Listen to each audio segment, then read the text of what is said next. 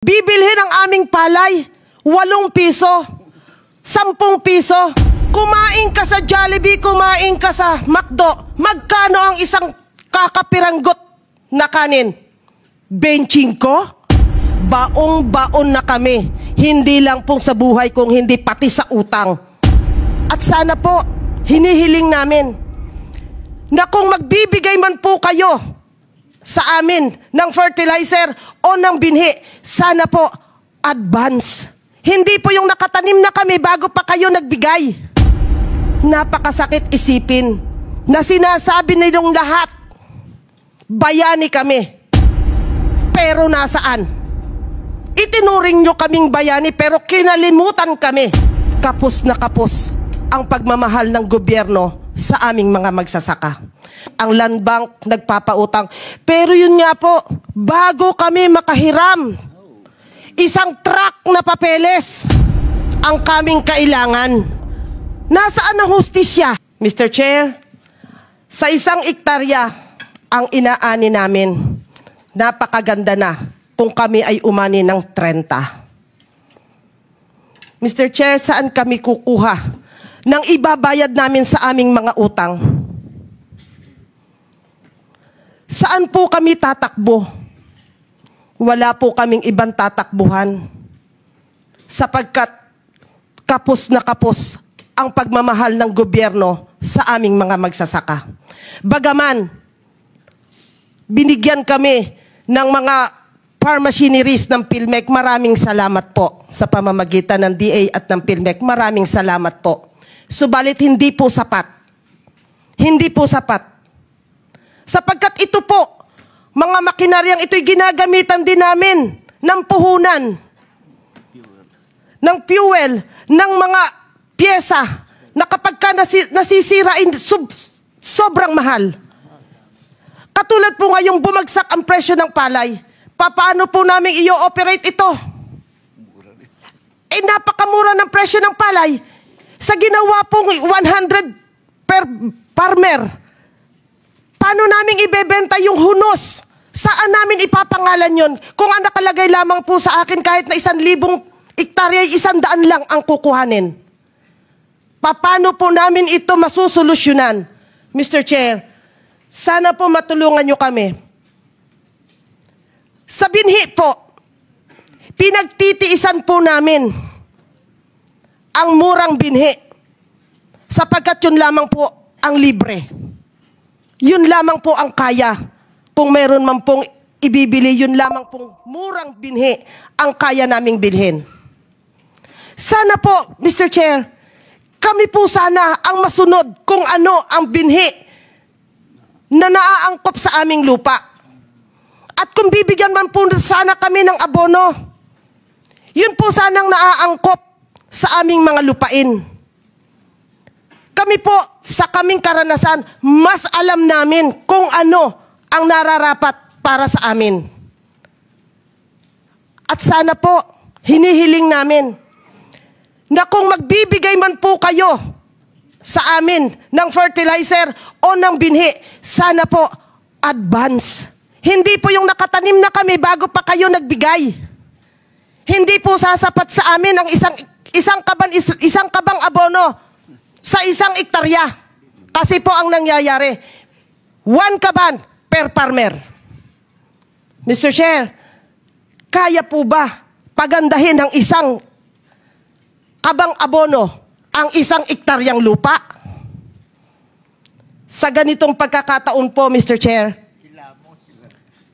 nangungutang kami. Mabuti si Mr. Bolos, 3% lang ang binabayaran niyang interest.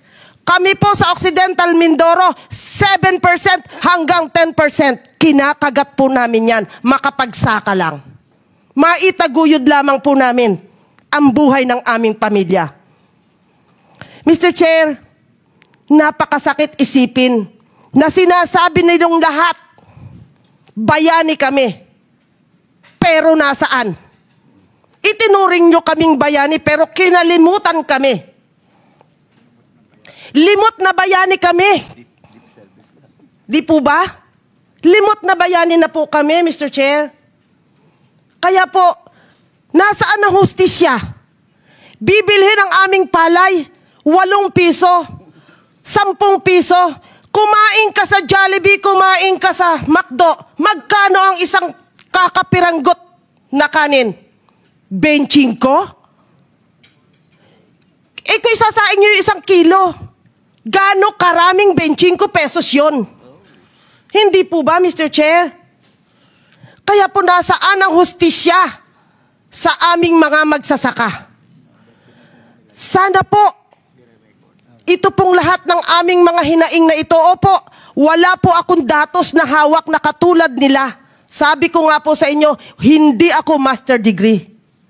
Wala po akong ganong kataas na pinag-aralan.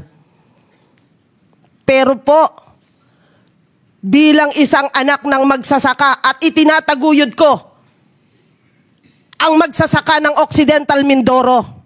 Dahil alam ko po sa mga panahon na ito at sa mga oras na ito, nakikinig sila, nagbubunyi sila dahil may isa magsasaka na itinatayo ang aming antas. Mr. Chair, sana po darating ang oras na maipadala namin ang aming mga hinaing, ang aming mga nais pang mangyari para sa aming hanay. Kami po ay naririto upang ipaalam sa inyo na kami ay hirap na. Baong-baon na kami. Hindi lang pong sa buhay kung hindi pati sa utang. Baon kami. Nagpapautang po. Marami pong agency, ang Land Bank nagpapautang. Pero yun nga po, bago kami makahiram, 1 truck na papeles ang kaming kailangan. Ang sinasabi lamang po namin ay tungkol sa requirements. Hindi po namin kayang abutin yung kanilang mga requirements. Yun po yung aming pinupunto doon. Kaya po sana, kung mayroon mang mga ahensya na nagpapahiram sa mga magsasaka, liitan lang naman po natin sana yung mga requirements. Sapagkat ang Bantay Oxy po sa inyong kaalaman ay mayroon na siyang humigit kumulang 40 member ng kooperatiba at asosasyon na kung saan ay mayroon na po itong nasa 2,000 magsasaka na ngayon ay nakaantabay sa amin kung ano po ang mangyayari dito sa amin. Kaya po, Mr. Chair, natutuwa po kami dahil nakarating sa inyong kaalaman at sa inyong opisina yung aming position letter. Kaya po sa lahat ng mga nandito, sana po mabuksan ang ating mga isip na apurahin. Bigyan niyo po kami ng magandang solusyon sa aming kasalukuyang problema. Dahil, Mr. Chair, sa kasalukuyan po, ang Occidental Mindoro po ay kasalukuyang nag-aani.